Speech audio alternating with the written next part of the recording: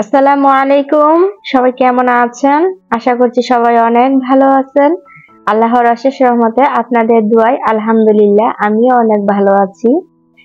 প্রতিনিয়ত আজকেও একটি ব্লগ নিয়ে আসলাম। আশা করি আমার প্রিয় আপুদের অনেক ভালো লাগবে। যদি ভালো লাগে থাকে প্লিজ ভিডিও শুরুতে একটা লাইক দিয়ে পুরো ভিডিওটা কন্টিনিউ করবেন। আজকের ভিডিওটা সকাল থেকে শুরু করেছি। সকালবেলা নাস্তা হিসাবে বানিয়ে নিচ্ছি এখানে হচ্ছে বিরিয়ানি।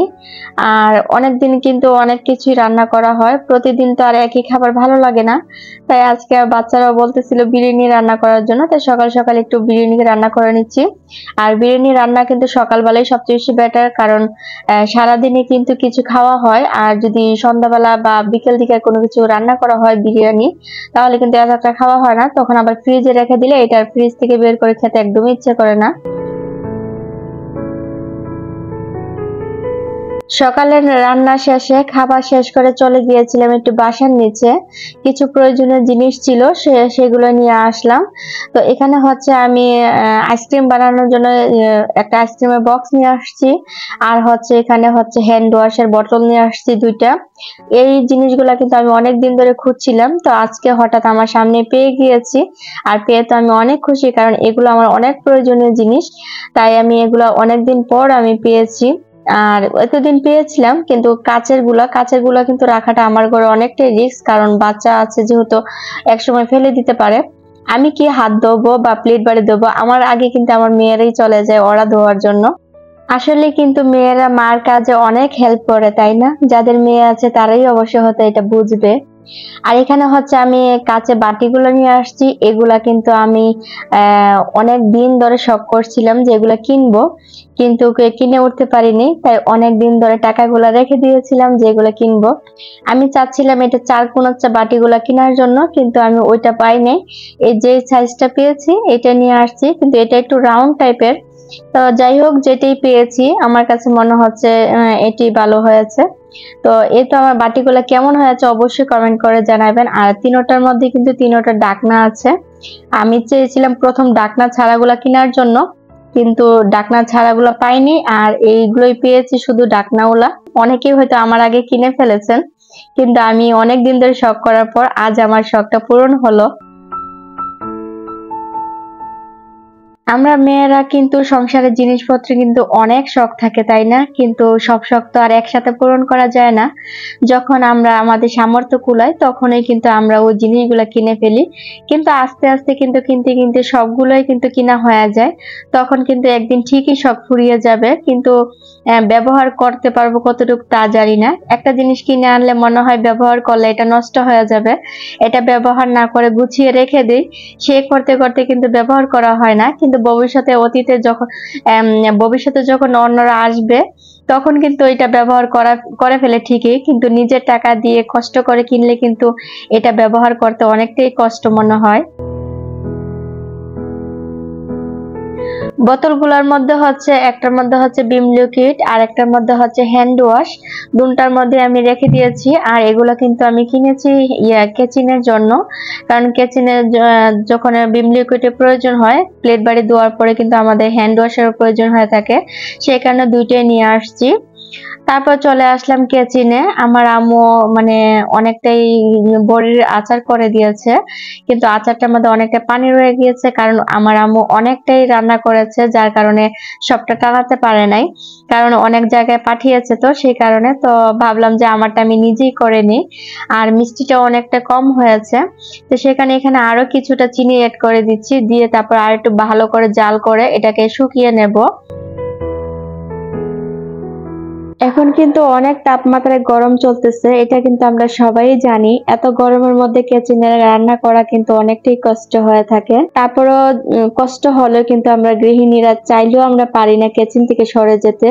আমাদের যেটা কাজ সেটা করতেই হবে, কারণ পেটের দায়ে আমাদের কিচেনে অবশ্যই আসতে হবে। এই তো সকালে রান্না করার পর কিছুক্ষণ কাজও করতে পারি নাই, কিন্তু আবার কিন্তু কিচেনে এখন দুপুরে রান্নার আয়োজন করতে হবে। আর যদি ঘরে বাচ্চা থাকে তাহলে তো কোনো কথাই নেই, যদি বড় মানুষ হয় একটু রান্নাটা দেরি হলো কখনো সমস্যা নেই। আর যদি বাচ্চারা থাকে তাদেরকে তো টাইম মতো খাবারটা দিতে হবে, সেই ভাবনা ভেবে কিন্তু 3 বেলা খাবারটা রান্না করার জন্য কিচেনে অবশ্যই আসতে হয় আমাদের।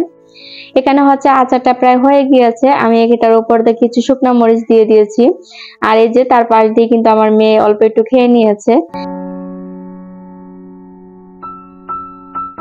আচারটাকে আমি বয়ামের মধ্যে রেখে তারপর হচ্ছে ফ্রিজে রেখে দেব। এখন কয়েকদিন ফ্রিজে না রাখলেও কখনো মানে কোনো সমস্যা হবে না। তারপর আমি ফ্রিজে রেখে দেব যাতে নষ্ট না হয়ে যায়। কারণ এখন অনেক গরম, যার কারণে কোনো কিছুই যে নিচে রাখা যাবে অসম্ভব। নষ্ট হয়ে গেলে কিন্তু অনেকটাই কষ্ট লাগবে, কারণ আচার জাতীয় জিনিস, এই আচার দেখলেই কিন্তু খেতে অনেক ইচ্ছে করে। শুধু এই আচার না, সব ধরনের আচারই খেতে কিন্তু ইচ্ছে করে। কাজ করতে করতে আমার প্রিয় আপুদের কাছে একটা রিকোয়েস্ট করে নেই, আমার ভিডিও দেখে যদি আপনারা কেউ লাইক দিতে ভুলে যান, প্লিজ আপুরা একটা লাইক দিয়ে দিবেন। আর আমার চ্যানেলে যদি কেউ নতুন হয়ে থাকেন, আমার ভিডিও দেখে যদি ভালো লেগে যায়, চাইলে আমার চ্যানেলটিকে সাবস্ক্রাইব করে রাখতে পারেন আর পাশে থাকা বেল অল অপশনে ক্লিক করে রাখবেন। এতে করে আমি যখনই ভিডিও ছাড়বো সাথে সাথে নোটিফিকেশন পেয়ে যাবেন। আর আপনি যদি এই কাজটা আরো আগে করে থাকেন তাহলে আপনাকে অসংখ্য ধন্যবাদ। আচারটা কিন্তু আমি ভরে নিয়েছি, একটা ছোট কৌটায় নিয়েছি আর একটা হচ্ছে বড় বয়মে নিয়েছি। ছোটটা নিয়েছি হচ্ছে যখন খেতে ইচ্ছে করবে তখন ছোটটা থেকে খাবো, আর বড়টা এমনিতেই রেখে দেব। যখন ছোটটা শেষ হয়ে যাবে তখন আবার এটার মধ্যে কিন্তু বড় রেখে দেওয়া যাবে, সেখানে ছোট একটা কৌটা নিয়েছি। আর এখানে হচ্ছে আমি কড়াইটাকে এখন ধুয়ে নেব, কারণ এটা এমনিতে তো অনেক টকের কারণে কিন্তু কড়াই কিন্তু অনেকটাই পরিষ্কার হয়ে যায়। তো এখন হচ্ছে এটাকে আমি ক্লিন করে নেব। আমি গত ভিডিওতে বলেছিলাম নাদিয়া অনেক অসুস্থ। তো আমার সব আপুরা কিন্তু শুনে অনেকটাই খারাপ লেগেছিল, বা আপনারা সবাই আমার মেয়ের জন্য দোয়া করেছেন। আলহামদুলিল্লাহ এখন কিন্তু নাদিয়া মাশাআল্লাহ অনেকটাই সুস্থ হয়ে গিয়েছে। আল্লাহর কাছে লাখ লাখ শুকরিয়া যে এতটুকু অসুস্থ থেকে মাশাআল্লাহ এখন অনেকটাই সুস্থ হয়ে গিয়েছে। বাচ্চারা অসুস্থ থাকলে কিন্তু বাচ্চাদেরকে নিয়ে সারাদিন পড়ে থাকতে হয়, সংসারে কোনো কাজকর্ম করা যায় না। তো আলহামদুলিল্লাহ এখন যেহেতু অনেকটাই সুস্থ আছে, তারপরে আমি অনেকগুলা কাজ করে নিচ্ছি। তো ওই মাশাআল্লাহ সুস্থ থাকলে কিন্তু আমাকে এতটা বিরক্ত করে না। তো আর অসুস্থ থাকলে যে বাচ্চাদের সাথে যে কতটুকু খাটতে হয় সেটা তো আমরা সবাই জানি। আর এই যে আইসক্রিমের কটা নিয়ে আসছি, দেখে তো বাচ্চারা একদম লোভ সামলাতে পারতেছে না, বলতেছে যে আইসক্রিম বানিয়ে দেওয়ার জন্য। তো কি আর করার আছে, এখন তো বানাতেই হবে। আইসক্রিম বানানোর জন্য হচ্ছে আমি এখানে গুঁড়া দুধ একটু অনেক পানি দিয়ে মিশিয়ে নিয়ে তারপরে হচ্ছে পাতিলে দিয়ে দিয়েছি। আর সবগুলো আইসক্রিম কিন্তু আমি গুঁড়া দুধ দিয়ে বানাবো। যেহেতু রুমের মধ্যে কন্ডেন্স মিল্ক নেই, সেই কারণে গুঁড়া দুধ দিয়ে বানিয়ে নিচ্ছি। আর এখানে হচ্ছে 2 চা চামচের মতো কর্নফ্লাওয়ার দিয়ে তারপরে হচ্ছে দুধ দিয়ে গুলিয়ে রেখে দিয়েছি।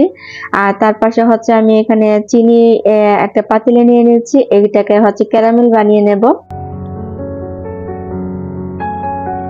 এত গরমের মধ্যে এত আয়োজন করতে কিন্তু অনেকটাই বিরক্ত লাগে, কিন্তু যখন বাচ্চাদেরকে কোনো কিছু একটা করে দিতে পারি তাহলে মনে হয় যেন অনেকটাই শান্তি আসতেছে। কারণ আমরা কিনে এনে দিলেও বাচ্চারা এতটা মানে খুশি হয় না যতটুকু নিজে বানিয়ে দিলে বাচ্চারা যতটুকু খুশি হয়। তো সে কারণে চেষ্টা করি যে অল্প অল্প করে হলো বাচ্চাদেরকে কোনো কিছু বানিয়ে দেওয়ার জন্য, যাতে ওরা দেখেও যেন খুশি হতে পারে। সত্যি এই আইসক্রিম গুলো দেখে কিন্তু বাচ্চারা অনেকটাই খুশি হয়েছে, যেটার মধ্যে মানে অনেকদিন মানে অনেক দামি আইসক্রিম কিনে এনে দিলেও হয়তো বাচ্চারা এতটা খুশি হয় না। এখানে হচ্ছে আমি কর্নফ্লাওয়ারটা মিশিয়ে নিয়েছি প্রথম, তারপর হচ্ছে ক্যারামেলটা বানিয়ে নিয়েছি। আর এই ক্যারামেলটা কিন্তু দুধের সাথে মিক্স করে দিয়েছি। যেহেতু এটা কুলফি হবে সেই কারণে ক্যারামেল বানিয়ে দিলে কিন্তু দুধের কালারটা কিন্তু অনেক সুন্দর আসে। তো এটাকে হচ্ছে আমি পাতিল থেকে নামিয়ে ঠান্ডা করে নিয়েছি, আর একটা জগের মধ্যে এখন আমি নিয়ে নিয়েছি। আর এই তো আমি আইসক্রিমের কৌটাগুলোর মধ্যে এখন রেখে দেব, রেখে দিয়ে তারপরে হচ্ছে ফ্রিজে রেখে দেব। আমি যে আইসক্রিম বানাচ্ছি নাদিয়া কিন্তু আমার সাথে আমাকে অনেকটা হেল্প করতেছে, কারণ এটা যখন নিয়ে আসছিলাম ওই কিন্তু এটাকে খেলার জিনিসই মনে করেছে, কিন্তু ওই কিন্তু আইসক্রিম যে বানাতে হয় এটার মধ্যে এটা কিন্তু ওই বুঝে নেই। এখন যেহেতু দেখতেছে যে এটার মধ্যে আমি একটা কিছু রাখতেছি, তারপর হচ্ছে ফ্রিজে রেখে দিয়েছি, দেখে কিন্তু অনেকটাই খুশি হয়েছে।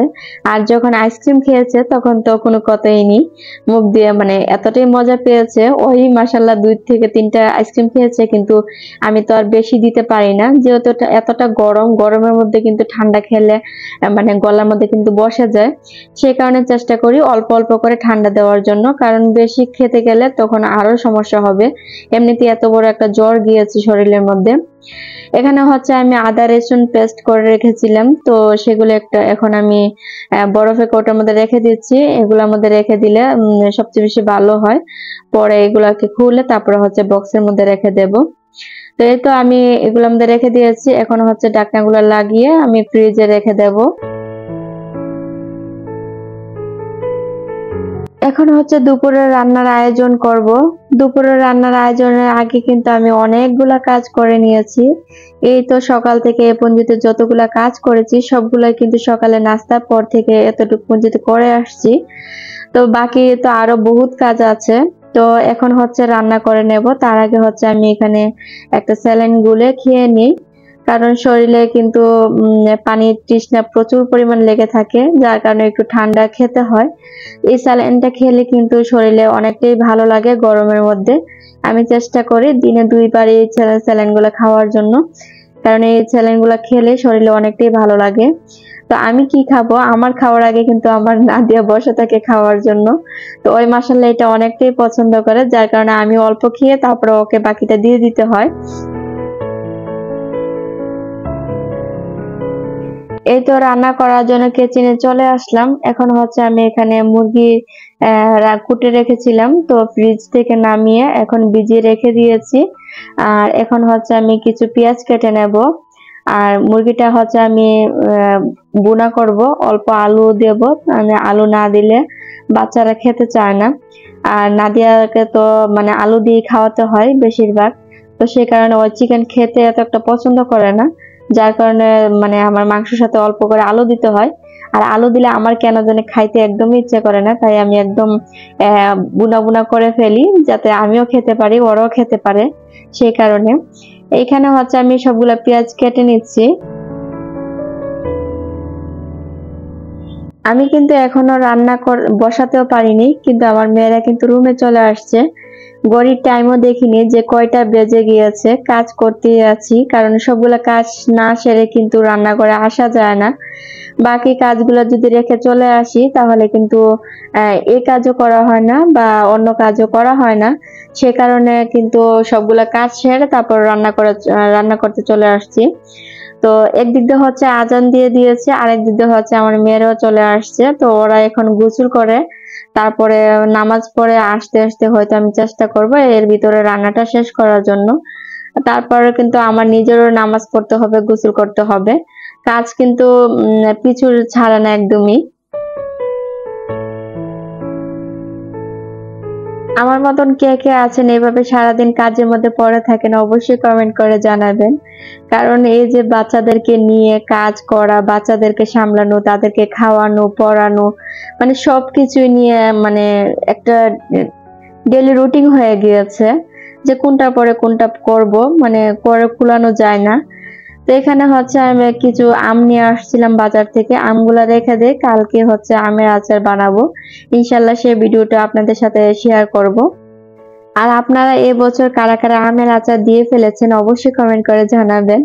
আর আমি তো আরো আগে চাচ্ছিলাম যে আমের আচার দেওয়ার জন্য, কিন্তু বাজারে এত একটা আম উঠে নেই। এখন কিন্তু অনেক আম উঠে বাজারে, সেই কারণে এখনই নিয়ে আসলাম। আর শুধু এক ধরনের আচার দেব না, আমি অনেক ধরনের আচার দেব, কারণ আমাদের বিদেশি যখন আসে তখন কিন্তু এই আচারের প্রতি অনেকটা নেশা থাকে, আর সবসময় কিন্তু এই আচার পাওয়া যায় না। তো বানিয়ে রেখে দিলে কিন্তু ঘরের মধ্যে যখন ইচ্ছে তখনই খাওয়া যায়। তো এই তো আমার আইসক্রিম গুলো খুলে নিয়েছি। আইসক্রিম গুলো কেমন হয়েছে আপনারা অবশ্যই কমেন্ট করে জানাবেন। আর কেউ যদি লাইক দিতে ভুলে যান প্লিজ আপুরা কষ্ট করে একটা লাইক দিয়ে দিবেন। তো আজকের মতো ভিডিওটা এখানেই শেষ করে দেই। সবাই ভালো থাকবেন, সুস্থ থাকবেন। আল্লাহ হাফেজ, আসসালামু আলাইকুম।